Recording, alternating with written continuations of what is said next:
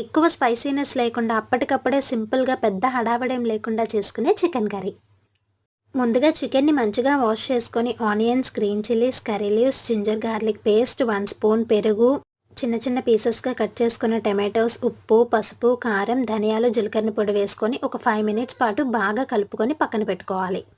అలా ఒక 10 మినిట్స్ మ్యారినేషన్లో ఉంచిన తర్వాత ప్యాన్లో కొద్దిగా ఆయిల్ వేసుకొని దీన్నంతా అందులోకి ట్రాన్స్ఫర్ చేసుకోవాలి. చికెన్లో వాటర్ అంతా ఇంకే వరకు మూత పెట్టి ఒక 15 మినిట్స్ పాటు లో ఫ్లేమ్లో బాగా మగ్గనివ్వాలి. ఎప్పుడు హెవీగా ఓవర్ స్పైసీగా కాకుండా అప్పుడప్పుడు ఇలా సింపుల్ అండ్ క్విక్గా అయిపోయే రెసిపీస్ కూడా ట్రై చేయండి. టేస్ట్ అయితే సూపర్ ఉంటుంది అసలు. ఇలా వాటర్ అంతా ఇంకేలోపే చికెన్ ఒక 60% వరకు బాగా కుక్ అయిపోయి ఉంటుంది. సో 1 గ్లాస్ ఆఫ్ వాటర్ని యాడ్ చేసుకొని ఇంకొక 10 మినిట్స్ పాటు మీడియం ఫ్లేమ్లో మూత పెట్టి వదిలేస్తే ఎంతో టేస్టీ అయిన చికెన్ కర్రీ రెడీ. మీకు కావాలి అనుకుంటే కొంచెం జ్యూసీనెస్గా ఉన్నప్పుడే సర్వ్ చేసుకోవచ్చు. వేడి వేడి అన్నంలో పీసెస్తో పాటు మిక్స్ చేసుకొని తింటే ఆ టేస్టే వేరసలు. రైస్, రోటీ, పరోటా, చపాతీలోకి పర్ఫెక్ట్ కాంబినేషన్. బ్యాచులర్స్కి అయితే పర్ఫెక్ట్ రెసిపీ. మీరు కనుక మన ఛానల్ని ఫస్ట్ టైం చూస్తున్నట్లయితే ఇలాంటి మరిన్ని హోమ్ ఫుడ్ ఐటమ్స్ కోసం ఇప్పుడే సబ్స్క్రైబ్ చేసుకోండి.